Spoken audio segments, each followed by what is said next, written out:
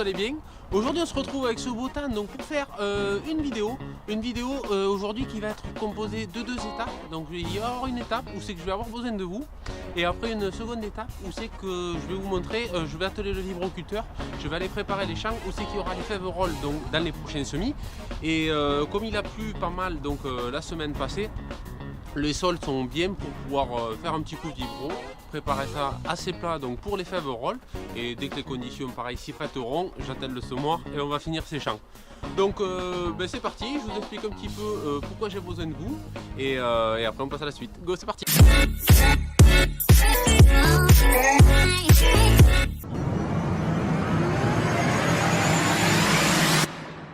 Alors déjà, première question que je me pose, c'est donc je vous ai parlé tout à l'heure du filtre que j'avais changé, donc j'ai fait la vidange il y a très peu de temps.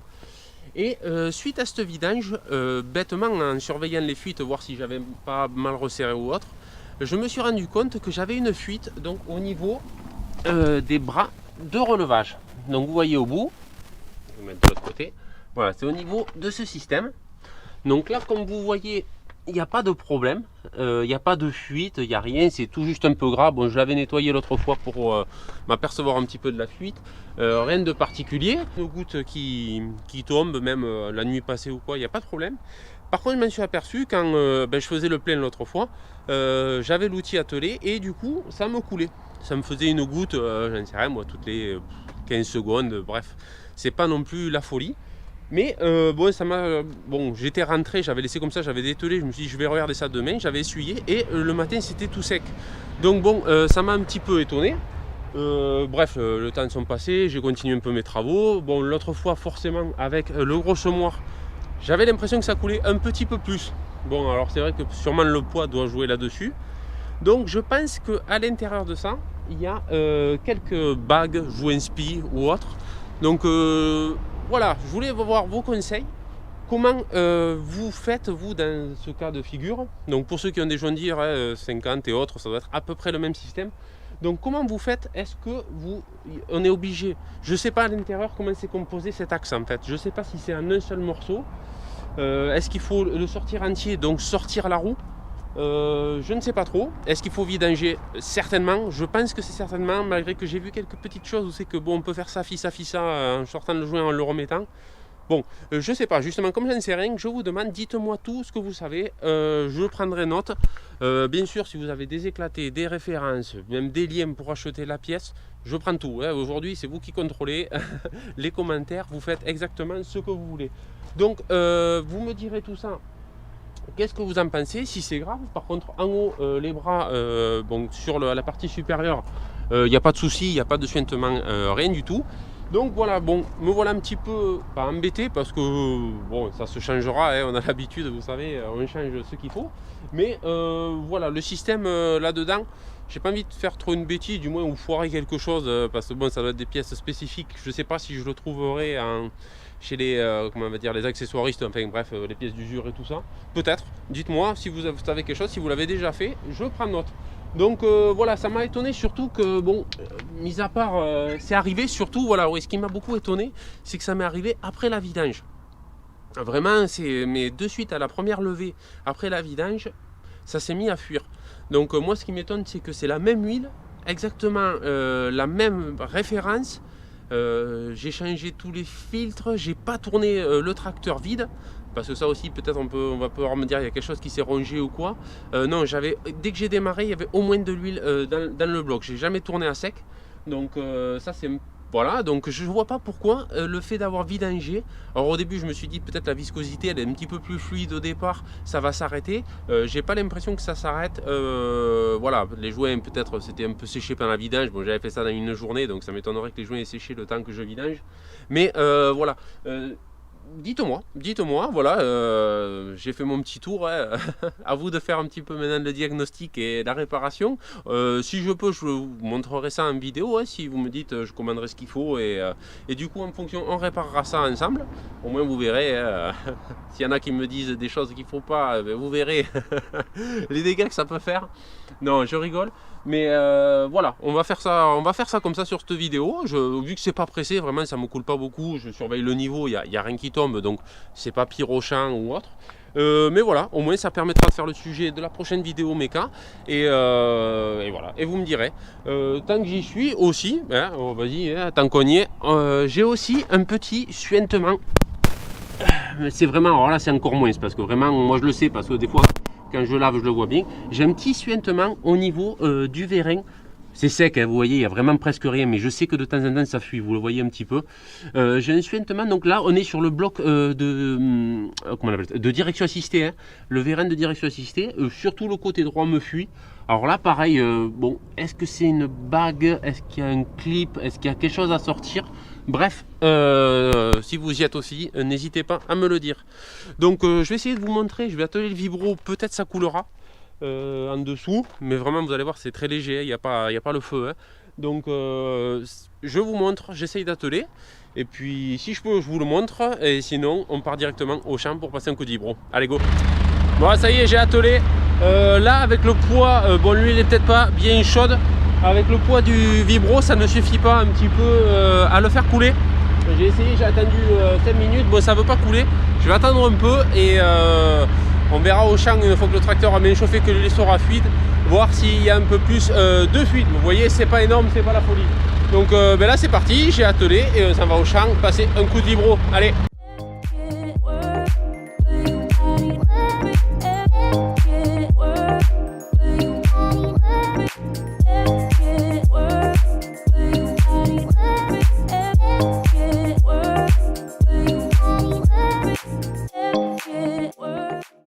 Alors pourquoi un nouveau coup de vibroculteur donc dans ces champs? La raison est là.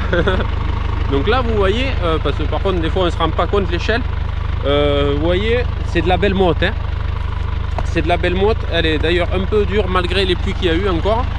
Et je passe là parce que là, vous voyez là aussi quand j'ai travaillé est à côté. Donc on le voit bien quand même, hein. Par contre là il y a des très grosses mottes, ça a pas mal affiné. Là on a des grosses mottes. Et il y en a un petit peu plus loin, tout simplement parce que c'était les passages. C'était les passages donc, parce que là on est sur le champ qui avait les melons cette année. Donc là il y avait un passage et juste à côté de la partie que j'ai travaillé, il y a un autre passage. L'autre partie ça a été un petit peu mieux parce que j'y suis pas passé, je passais par l'extérieur, donc ça a été moins tassé. Mais là sur les parties là et là, quand ça avait été bien mouillé et autres, ça m'avait fait bon, mais forcément du tassement. Et quand j'ai tout remonté à la charrue, donc j'ai remonté forcément tous les blocs durs qui se retrouvent maintenant en surface. Bon là c'était un peu trop, forcément ça a déjà commencé bien sûr à fondre, hein, avec les 40 mm de la semaine dernière. Mais là je voulais y passer encore un petit coup, voilà, pour casser. Je savais qu'il y avait quelques grosses partout. Et voilà, d'avoir quelque chose de beaucoup mieux. Donc pour semer, après un petit coup de roto là-dessus. Et ça sera parfait. Donc j'y passe un coup rapide, très peu profond. C'est vraiment pour travailler du superficiel. Je cherche pas à rentrer du tout là. Et on va donc faire le champ vite fait. Et on va aller faire aussi le champ, si je peux, hein, bien sûr, si je peux, si c'est pas trop gras là-bas, qu'il y a dans l'autre village, pour mettre un coup en travers, pour que s'il venait à faire sec un petit peu, que j'arrive à voir mes traces. Donc dans le champ qui fait 3,5 hectares, le gros carré de l'autre village. Et donc je verrai. Donc je finis celui-là et on partira voir là-bas si au moins je peux le faire. Allez.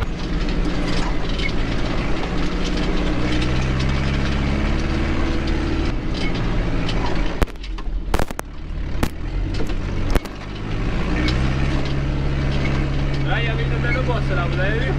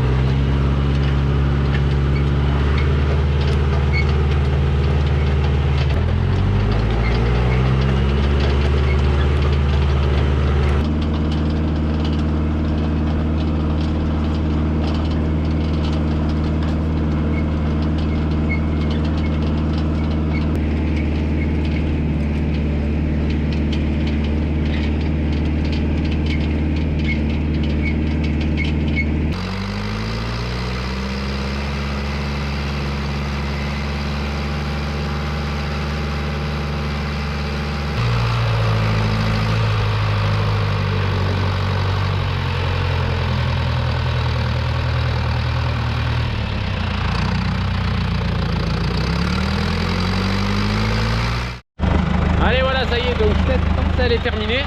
Donc comme vous le voyez, ça c'est très bien fait. Là le sol il est vraiment parfait.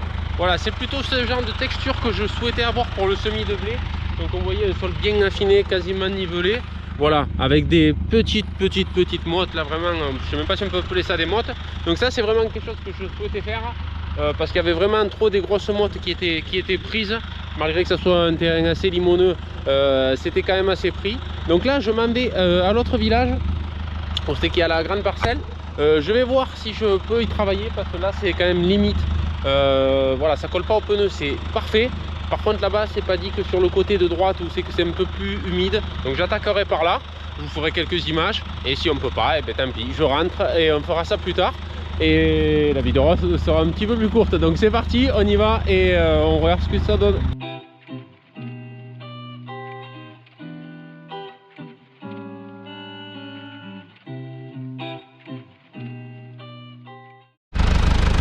Voilà, donc là on est arrivé sur notre parcelle. Donc vous comprenez de suite l'intérêt pourquoi je repasse.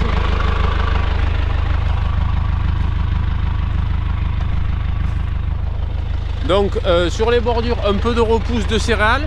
Donc là j'ai été passé, vous savez, plusieurs fois pour écraser donc mes coups de charrue, que vous saviez que ça vous causait un petit peu de soucis de voir comment j'allais faire. Donc là vous voyez les bordures sont parfaites. Voilà, je remonte 3 ou 4 passages, donc ça il n'y a plus de problème. Tant que j'y suis, je vais regarder ma fuite du coup, parce qu'on n'en a même pas regardé à l'autre champ. Là j'ai bien roulé, il fait chaud. Oui. Vous voyez un petit peu au niveau donc du il y a une légère goutte.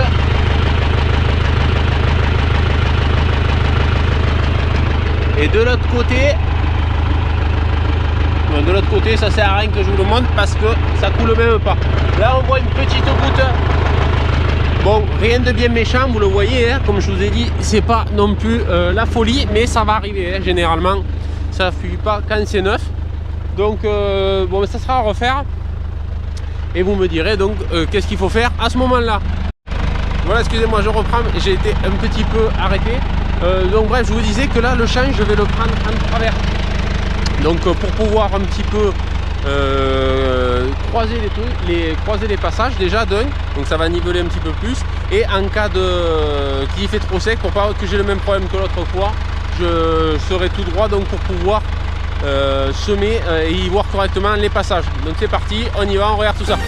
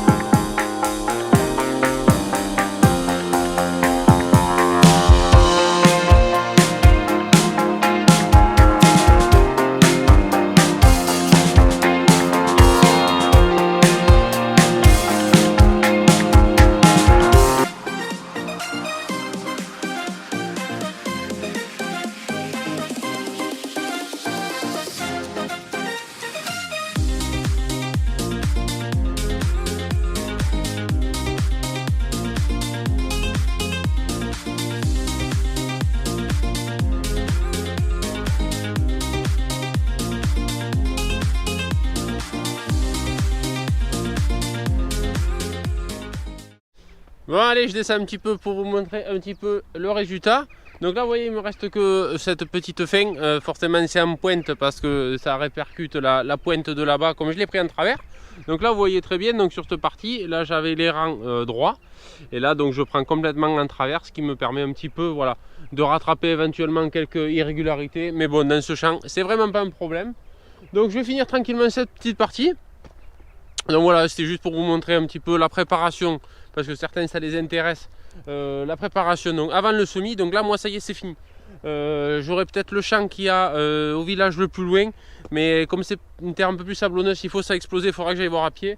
Il faudra que j'aille voir en voiture, voir s'il faut, ça suffira sans rien faire. Dans tous les cas je pourrais semer dessus, c'est pas grave. Donc là c'est prêt à semer, donc là je vais attendre un peu que ça se ressuie un petit peu. Bon on est quasiment sec hein, mais bon il y a encore un petit peu d'humidité, il fait très froid encore les nuits. Enfin il fait froid, pour moi il fait 2-3 degrés la nuit. Ça fait frais, le temps, il n'y a pas trop de vent, du coup ça reste assez humide hein, quand même, vous le voyez, il n'y a que le dessus qui sèche légèrement. Donc je vais attendre un petit peu quand même, que ça se ressuie bien quand même, pour passer avec les outils pour semer, pour pas faire trop quand même, voilà, maintenant que c'est bien tout soulevé, je vais pas tout abîmer avec les outils, donc tant que c'est mouillé. Et donc on passera au semis des fèves-rolles. Voilà, donc j'espère que cette petite vidéo vous aura plu. Je compte surtout sur vous donc pour m'aider pour mon petit problème de fuite. J'en doute pas. Et puis moi je vous dis portez-vous bien. Et puis à la semaine prochaine normalement. Allez, ciao ciao, à la prochaine.